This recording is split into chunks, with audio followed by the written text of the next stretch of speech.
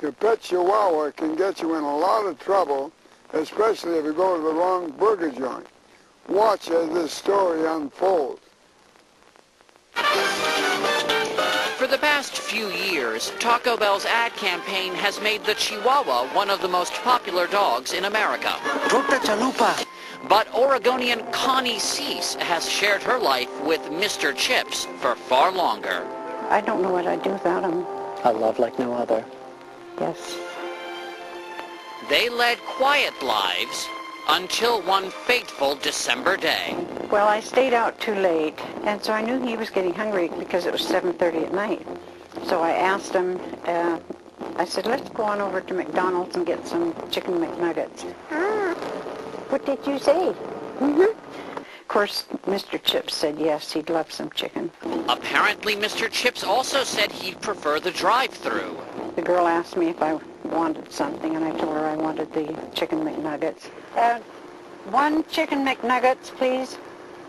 And I reached for my purse and got the dollar out, tried to hand her the dollar. My window was open, and I couldn't reach her. I'm sorry, I can't reach you. You reached out, and you couldn't reach her. And she couldn't reach me either. Oh, I can't reach you. I'm sorry, I can't reach you. You were reaching hard. You're reaching, she's reaching, you're reaching, she's reaching, you're reaching, she's reaching. Oh, I'm sorry, I can't. Just a minute, I'll get out.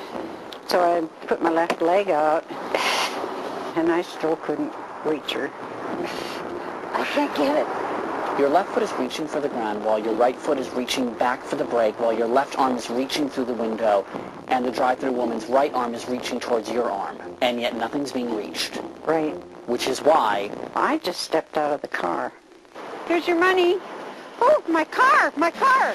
The car was in drive, and Mr. Chips was headed into 5 lanes of heavy Oregon traffic.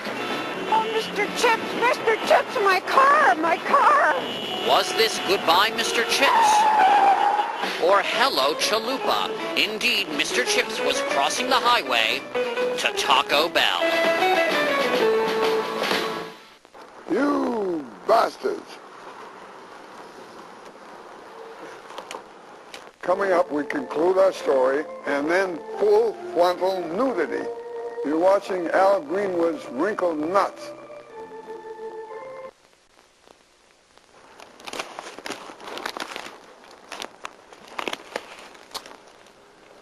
Is that damn woman with the chihuahua still alive? You mean she wasn't involved in an accident? Let's find out. Connie Cease could only watch and pray from the McDonald's side of the highway. Oh, Mr. Chips. He made it across, but could he negotiate a crowded Taco Bell parking lot? Apparently not. What the world? What's going on? Mr. Chips had rear-ended the vehicle of one Pastor Tinker Melinek. What follows is a startlingly graphic recreation. We should remind you that these are real people, not actors. Oh, my dog, oh, my dog, my car, my dog. Lady, is this your car? Yes. What happened? I don't know, we came from McDonald's and he drove all the way by himself. Officer Steve Teeter was on the scene in moments. When I rolled up, the first thing I noticed was a chihuahua with its paws up on the steering wheel. Hi there. Can you guys tell me what happened? I finally figured out what had happened. I filed an accident report with the Department of Motor Vehicles. Strangely, the Department of Motor Vehicles issued Connie a citation. But who's really to blame? Connie, this might seem like a bad joke, but did you ever think that this happened because Mr. Chips didn't quiero chicken McNuggets? Just you don't look like a Mexican. Ay, violentísima el accidente con el perro en el carro en el restaurante de Taco Bell. Entonces, gracias. Okay, let's move on now. Connie and Mr. Chips have moved on. And once again, life is chock full of chalupas. Are you tired? You tired? Good night, Chips. We've got to go to sleep. That was a bunch of hokum, wasting my time on that kind of crap. God! Next up, an old guy with a little magic wand. Magicians today have reached new heights of popularity. They date supermodels, perform spectacular stunts, and they're very androgynous. But most magicians won't make it that far unless they come up with something truly unique. A hook. A gimmick. Something that helps them stand out from the crowd.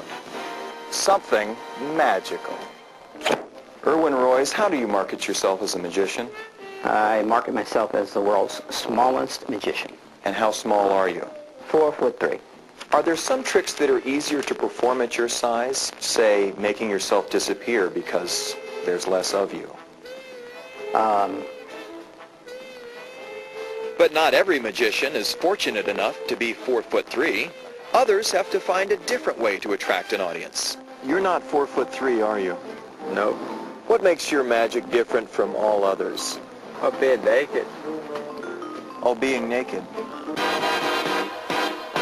Combining his love of public nudity with his gift for magic, Professor Gottlieb Kogel holds the distinct honor of being known as the world's greatest nude magician. What do you bring to the practice of magic, other than a clear view of your penis and testes? Much like his predecessor Harry Houdini, the professor is also a master escape artist.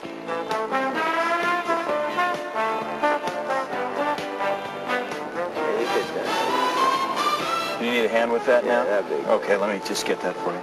Although naked magic tends to be a young man's game, on occasion the professor is still capable of waving his magic wand.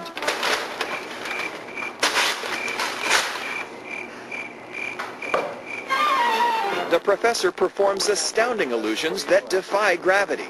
I'm floating the young lady. She's light. She's very light. So if she weren't lying on this table connected to that chair, she'd truly be levitating. Yeah. That's amazing. When people recognize you as a performer, what gives you away? Is it the goatee, or your thick Cajun accent, or the fact that they'd know that scrotum anywhere? Start! Volleyball! Volleyball! I'm not sure I understood that.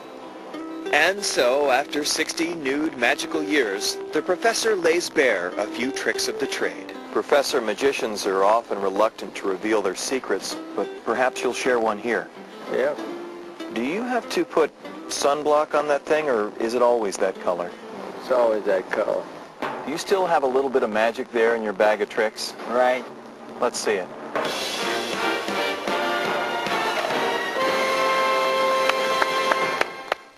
I can't believe I wasted 3 minutes of my life watching this kind of shit.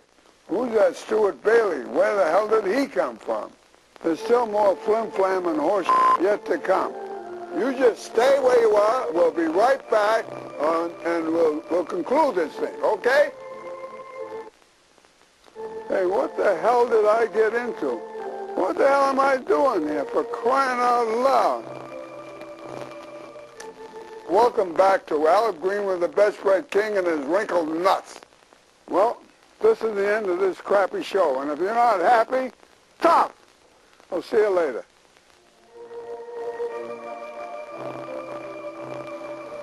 You didn't even bring in napkins. A magician is supposed to build up suspense and wonder. What's the next line? I'm not getting any younger. I don't have any time for this kind of crap. This is so way out and exaggerated. It's got to be. They got to take notice of it. Now, what do I say? They make a living out of dishing out all this crap. Larry King always points a finger like that, and that's very effective, you know. It could attract the attention of a lot of kids looking at that. They'll all send away for a bump stick. It could be bigger than you ever think of, you know. Okay?